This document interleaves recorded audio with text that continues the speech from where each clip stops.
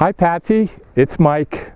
I so wish I could be there with you today, but I can't think of a nicer place to give my personal tribute to Court than here in the Teton mountain range.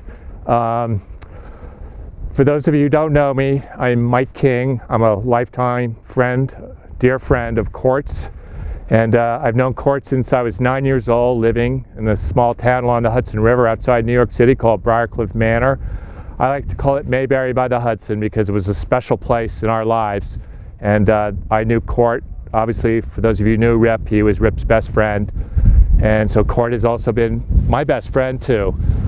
So where do I begin? I can tell you about being away at prep school in New Hampshire as a 15-year-old kid, sneaking off to Boston on the weekends to go hang out with Court, Rip, and Brad there in Boston. And there I learned what it was like to be a big kid in college. And so, of course, I'd always get in trouble when I got back to prep school because I didn't have the right to be away, but it was worth it in the end because I had a great time with those guys.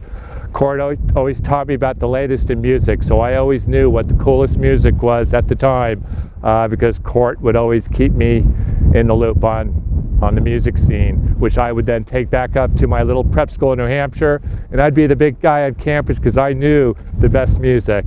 So those were good memories. I guess the next memory would be arriving in Palo Alto in 1974 to come see Rip, and thank God for Court because Rip was a flake at that point in his life. Loved him dearly, but he was kind of a flake. And Court was the stabilizing part of my life at that point. Here I was new to the whole commune scene, didn't really know what to make of it, but Court held my hand and made me feel right at home and kind of was my big buddy. So we had so many great times.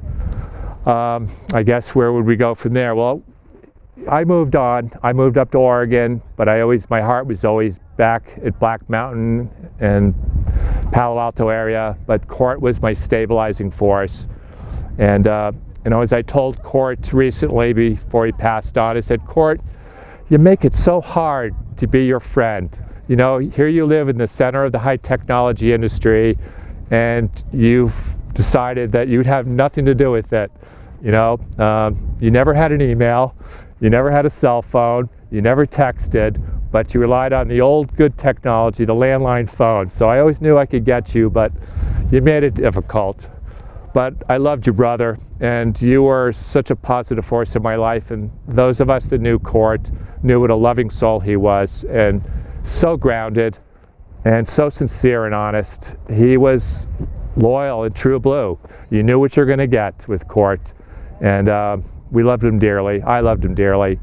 And so I wish I could be there with you all today to celebrate, but I'm there in spirit. So we'll have a toast in Court's name here in Wyoming. Okay? Love you, Patsy. This is for you, Court. Okay?